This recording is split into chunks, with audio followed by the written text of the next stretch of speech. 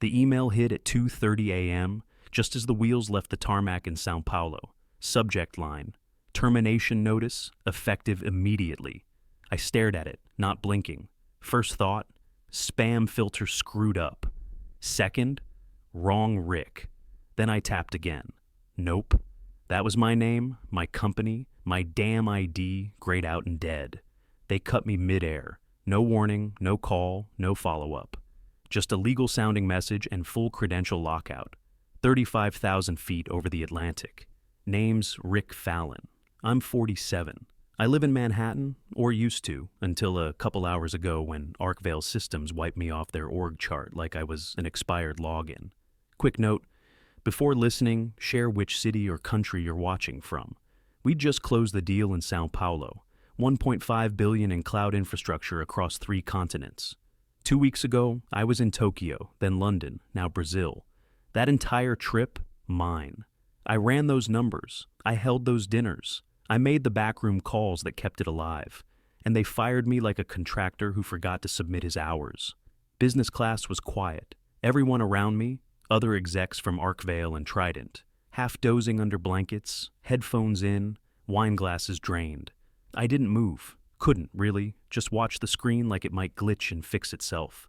Heart wasn't racing. Not even anger, not yet. Just cold, focused. My right foot shifted under the seat. I reached down, pulled the small gray bag out slow. Inside was my second laptop. No VPN, no company keys, no traceable apps. I cracked it open and booted it up, fingers moving like muscle memory. Took 20 seconds. Encrypted. Offline. Quiet. They thought I'd just vanish. Thought they'd flip the switch while I was in the air, surrounded, helpless, locked out. But I smiled. Not out of joy, out of clarity. Because they didn't know what I'd already built. They didn't know about Dominion Infra. I'd started it 18 months ago. Not out of revenge, but out of necessity. A backup plan, a quiet structure, a separate spine for when ArkVeil started rotting. The name was buried, ownership layered through holding shells and independent filings across 3 countries. I didn't need to scramble. Dominion was already alive. The betrayal didn't hit like a slap. It came on slow, like a slow crack through ice. But I wasn't going to scream or spiral. I'd already moved, and they were too late to catch me. I closed the company laptop, didn't even bother trying to log back in. It was dead. I slid it into the seatback pocket, leaned back, and turned to the window. Outside, the sky was pitch black. Inside, I started typing. The first time I realized ArkVeil didn't see me as one of them, I was standing in a glass-walled boardroom, rewriting a $400 million contract from scratch with 28 minutes left on the clock. London deal. Tech licensing. One clause got misinterpreted, and the entire negotiation stalled. Legal was panicking. Grayson was swearing under his breath, and one of the junior partners looked ready to cry.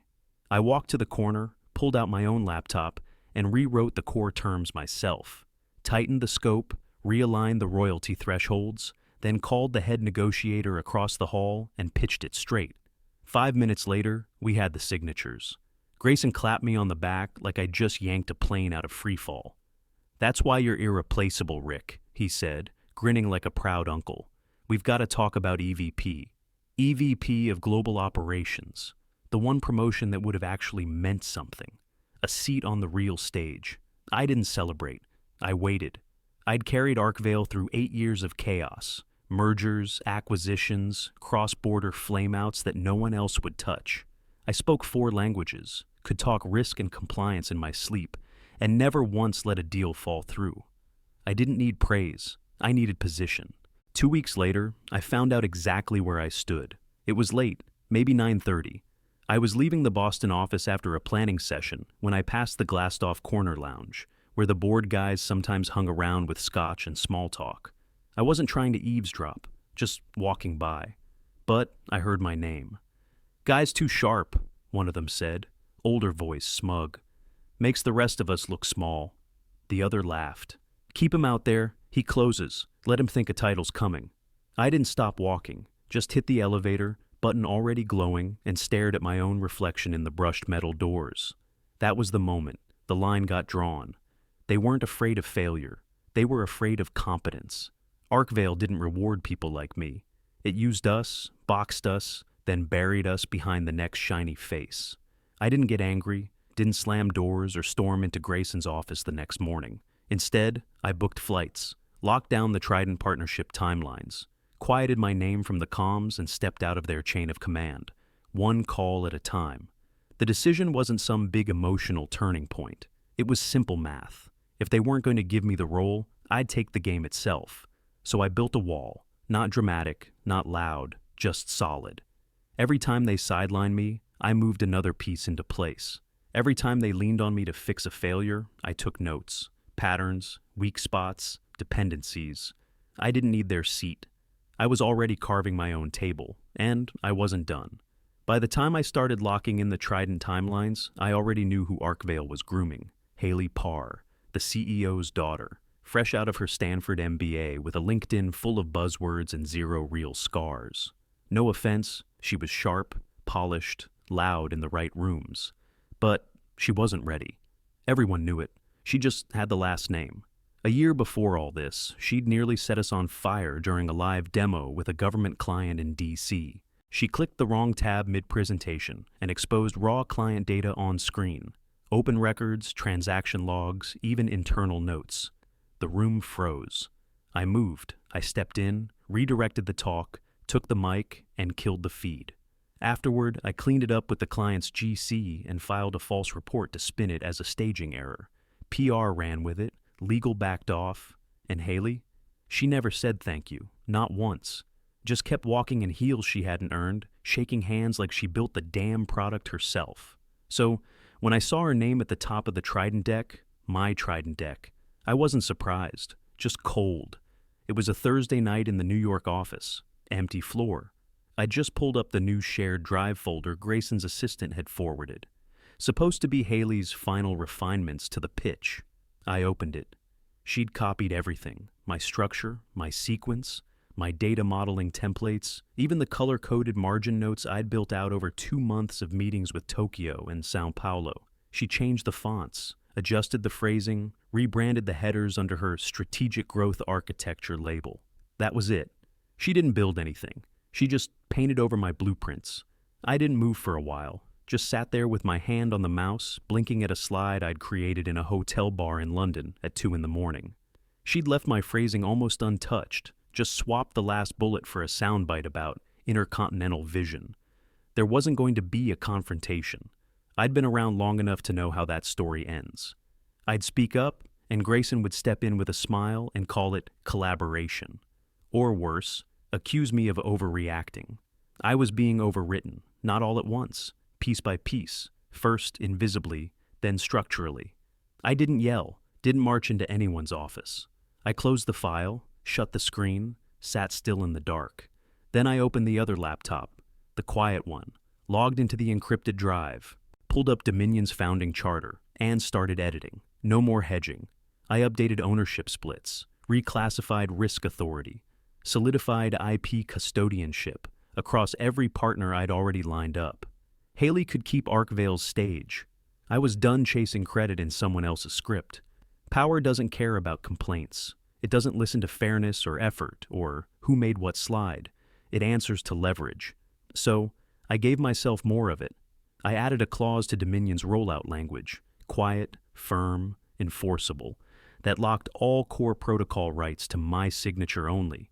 Then I triple-backed the files and killed the Wi-Fi. By the time the sun came up, they could call her VP. They could scrub my name from every file in the building. Didn't matter. I wasn't part of their foundation anymore. I was building my own. I didn't start Dominion out of rage. It started out of habit. The kind you build after watching something brilliant turn to rot in slow motion. ArkVeil used to be fire. Back in the early days, we'd eat Chinese takeout on the server room floor, work 18-hour days, pitch ideas to investors on whiteboards with 3 markers and no backup plan. We shipped fast, broke stuff, and fixed it while running. Back then, the smartest voice in the room actually mattered. Then we scaled, and somewhere between the Series D and the 4th internal reorg, the spark died. Vision got replaced with quarterly slide decks. Innovation turned into damage control. And the politics, they came for everyone, especially the ones who still gave a damn. I started keeping a mental list of who got squeezed out. Not the slackers, not the ones who coasted.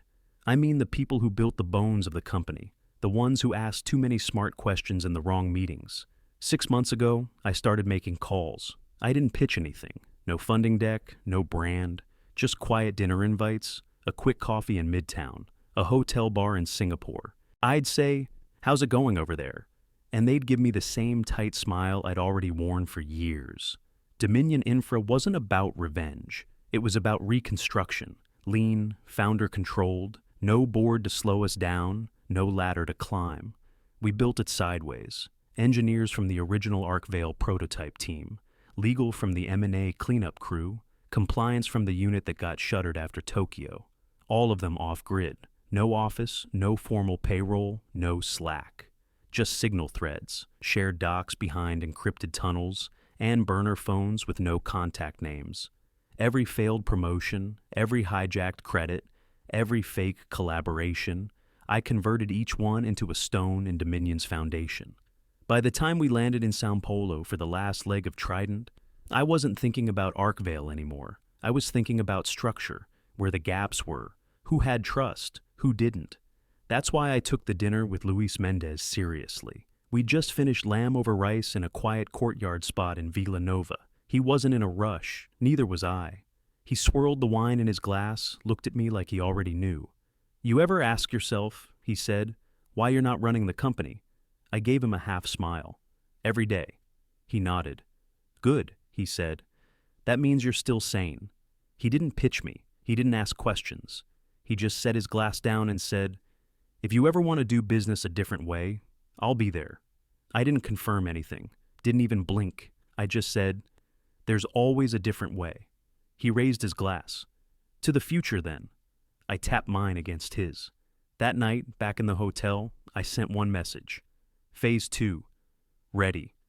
We already had roots in Tokyo. Barnes was halfway in on the London side. And now, São Paulo was leaning in too.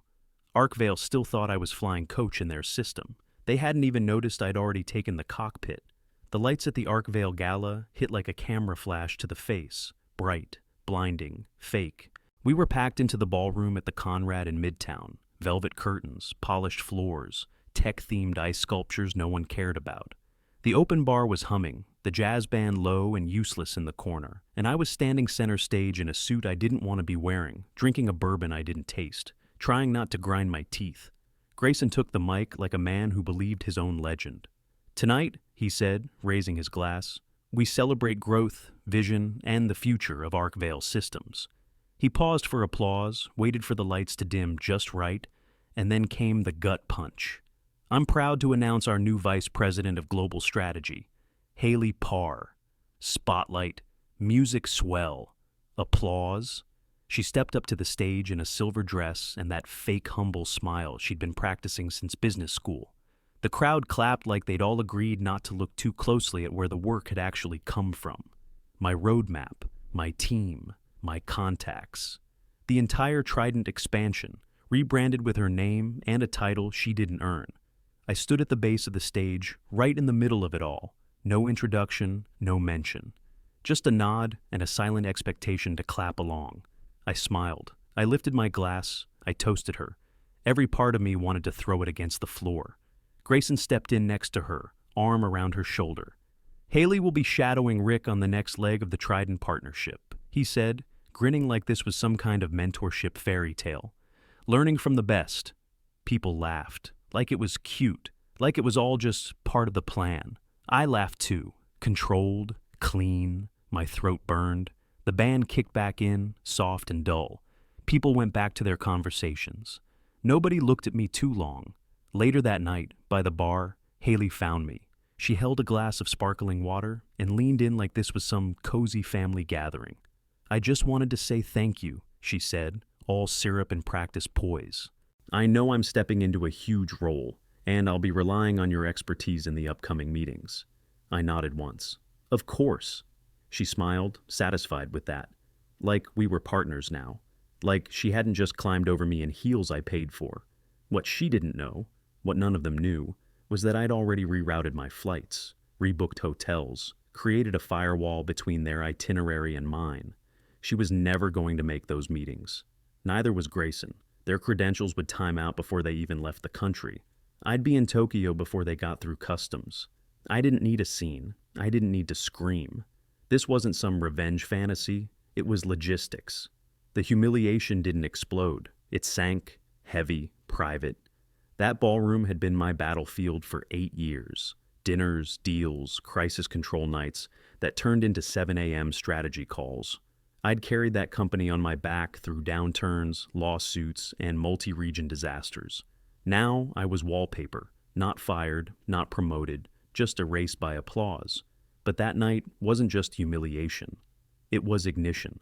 Back in the hotel, tie loosened, jacket on the floor, I cracked open the quiet laptop, updated my travel logs, finalized the comms loop with Dominion's ops team, reviewed the Phase 3 folders with Linda, Mendez, and Yuki's encrypted keys already embedded.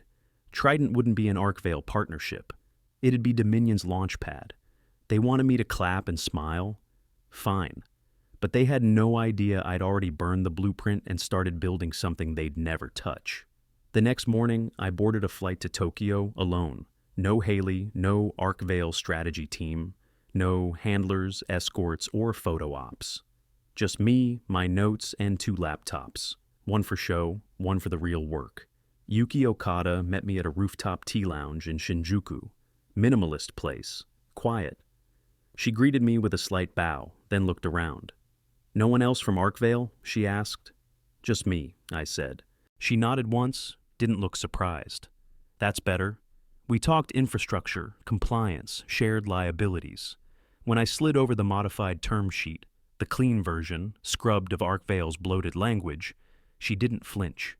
"Send me the specs," she said, tapping the page with one finger. "Your specs, not theirs." I leaned back. "You want to sign an NDA first?" She pulled one out of her bag, already signed, already dated.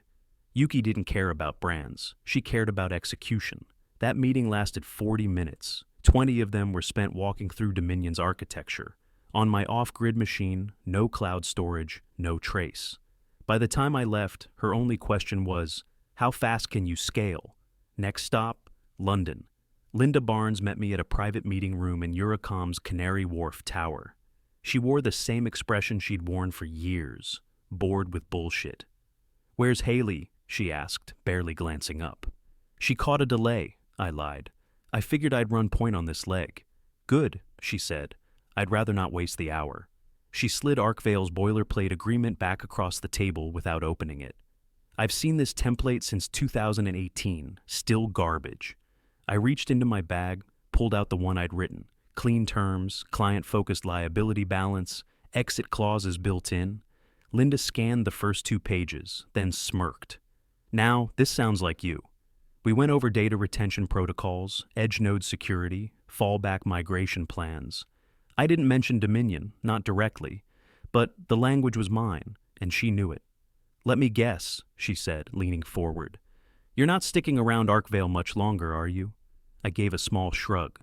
"Depends who's asking." "I'm not," she said. "But if I were, I'd say this. Stay reachable." Last stop, Sao Paulo. Mendez didn't waste time with small talk. We sat across from each other in a corner booth at a backstreet steakhouse. No branding, no briefcases, just us, some grilled meat, and a bottle of Malbec. He waited until the waiter was out of earshot. "I've worked with ArkVeil for 7 years, he said. "You're the only reason I still do." I didn't respond, just took a sip. "If you leave," he continued, "the deal dies."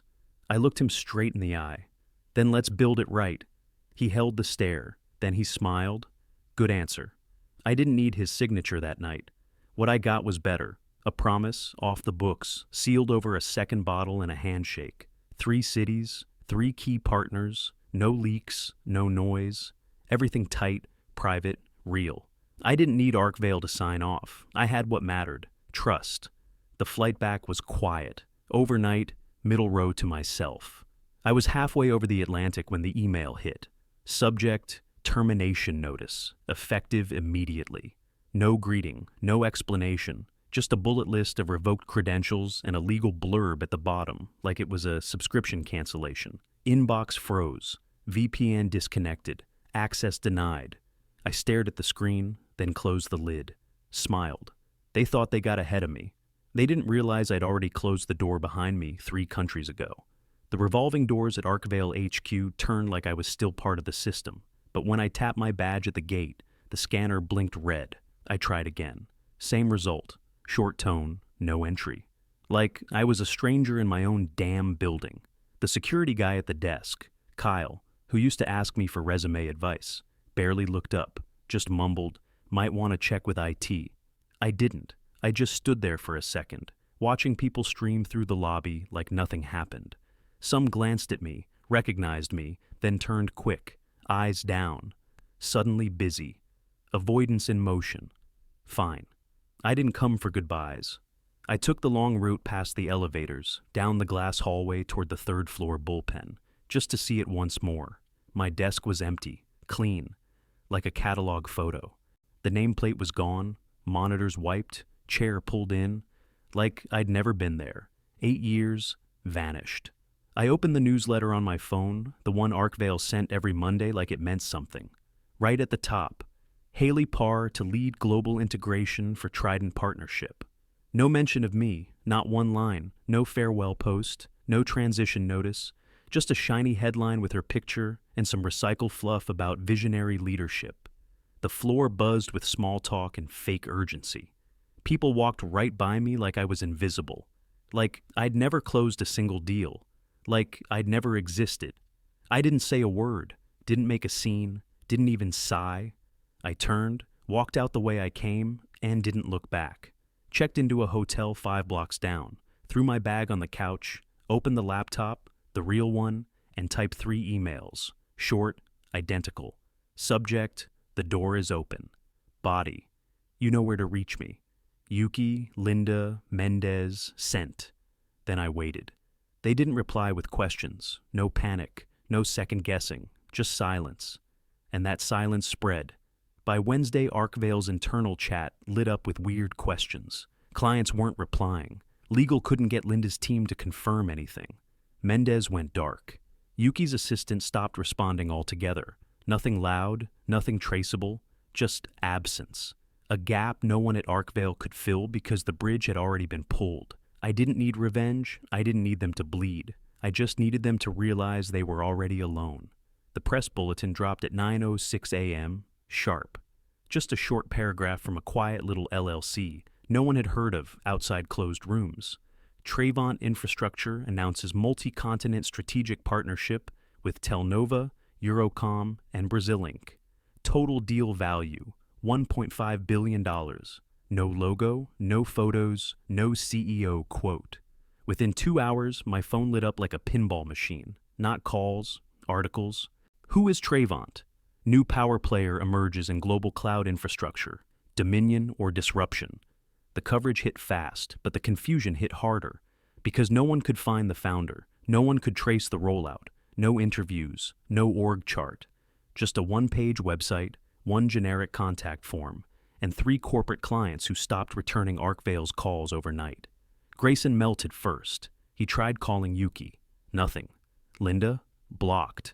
Mendez didn't even bother with a response. Just pulled ArkVeil's tags from Brazilink's partner page without a word. Investor Relations at ArkVeil sent a formal inquiry to Eurocom's press office. The only reply? ArkVeil no longer represents us. Full stop. By lunch, Haley was locked in one of the executive war rooms at ArkVeil HQ, pacing like a startup intern who just lost a pitch deck. She brought in legal, then PR, then an entire task force of senior managers whose only job was to figure out who the hell was behind Trayvon. No leaks, no whistleblowers, no smoking gun, just a slow-motion collapse. Grayson blamed sabotage. Of course he did. Claimed the clients had been misled, that there was some kind of interference from a disgruntled former employee. He kept digging, called people from compliance, tried to trace source files, hunted through audit logs. There was nothing to trace. Because I hadn't stolen anything, I'd just built something better, quietly. In the gaps their arrogance left behind. I watched all of it from a small shared workspace off 31st Street. Just me, a plain desk, and a lukewarm coffee from the shop downstairs. I didn't speak to the media. I didn't post on LinkedIn. Dominion didn't even list me as CEO. I was a ghost in my own company by design. Let them chase shadows. I wasn't there to gloat. I was there to build. Around 3:15 that afternoon, Grayson finally gave up and left me a voicemail. His voice was tight, forced calm, a little broken around the edges. "Rick, I hope you're proud. We could have built something together. Was this personal?" I didn't flinch, didn't replay it. I deleted it before he finished the sentence. Because no, it wasn't personal. It was structural. 2 weeks later, I stepped into the Global Tech Summit in Munich with 0 credentials and a folder under my arm. I didn't RSVP, didn't need to. The right people already knew I was coming. ArkVeil had booked the main hall, polished signage, product sizzle reels looping on plasma screens. Grayson stood on the stage like nothing had happened, pitching hard to a seated group of execs from Eastern Europe. The target was Kresov Marek Group, a rising-edge telecom holding based in Prague. Big footprint, fast cash. I watched from the back as Grayson waved his hands and smiled through a teeth-gritting realignment story. He called ArkVeil resilient, called Haley a bold next-generation leader. Then he handed a copy of the proposal to Marek, the CEO himself. Older guy, sharp suit, even sharper stare. Before he could open it, I moved, walked down the center aisle. No rush, no hesitation. Room full of cameras, and I didn't blink. Marek looked up and smiled when he saw me. "Rick Fallon," he said loud enough for everyone to hear. "I was wondering when you'd show up." Grayson froze like he'd seen a ghost. I reached the table, nodded at Marek, and set down a second folder. Simple black cover, no branding. "This is Dominion's proposal," I said. "Thought it was worth reviewing alongside ArkVeil's, since their claims conflict with ours." Grayson snapped. "What the hell are you doing?" he said, stepping in fast. "This is industrial sabotage." I didn't look at him, just kept my eyes on Marek. "You asked both companies for clean numbers," I said, "but only one of them has delivered infrastructure in 3 continents under budget. Only one has teams already in place." Grayson tried again. "You're hijacking the conversation?" I turned to him. "I don't abandon ships," I said. "I rebuild them without the ones who drilled the holes." Grayson's face flushed. His mouth opened, then shut. Marek opened Dominion's folder, scanned the first few pages, then held up a hand. "I've seen enough." He looked to Grayson. "You are no longer necessary at this table." Grayson's jaw dropped, but no words came. "Dominion will move forward as primary," Marek said, "assuming they accept." I gave a short nod. "We do." Grayson stood there like someone just unplugged his mic. I didn't stay. Didn't wait for photos or applause. Just turned and walked out. Raheem and Jenna were waiting by the service exit, Dominion's legal and engineering leads, both former ArkVeil, both with me since Phase 1. "You get what we came for?" Raheem asked. I handed him the signed LOI. "In writing." Jenna grinned. "And Grayson?" "Out," I said. "Condition of the deal." We walked out into the crisp Munich air. No press, no spotlight, no headlines. Just quiet control. We landed at JFK just after noon. By 2 p.m., I stepped through the glass doors of Dominion Infra's New York HQ, top floor of a lean corner building in Chelsea. No marble, no ego, just clean lines, bright light, real purpose. The front wall had one plaque, Dominion Infra, founded by Rick Fallon. Not a brand name, not a steering committee. My name. Clear, solid, permanent. I paused in front of it. Not to gloat, just to feel the weight of it for one full breath. After years of watching other people stand on my work, there it was, fixed in place, no spin. Down the hall, the boardroom buzzed, not with politics, but with actual work. Linda Barnes was leading a compliance brief with Eurocom's legal. Yuki was on a monitor walking through rollout metrics with our Tokyo ops team. Mendez stood by the window on a call with Brazilink's core network engineers. Sleeves rolled, sleeves up, smile wide. This wasn't a team thrown together. This was a rebuild, from the ground up, brick by brick, trust by trust. I stepped in, dropped my bag, and took my seat at the table. At 3:42, I signed the consolidated Trident agreement. No disguise, no ghostwriting. Just one name at the bottom of the page, mine, Rick Fallon, founder and CEO. Not buried in metadata, not stuffed into a footnote, front and center. By 5 o'clock, the news hit. Haley Parr resigned. Grayson Parr was removed from ArkVeil's board. No statement, no spin, no comment, just gone. Exactly how they'd tried to erase me. And I didn't smile, didn't pour a drink, didn't say I told you so. I didn't need to. Because this time, I didn't just build something that worked. I built something that carried my name and kept it.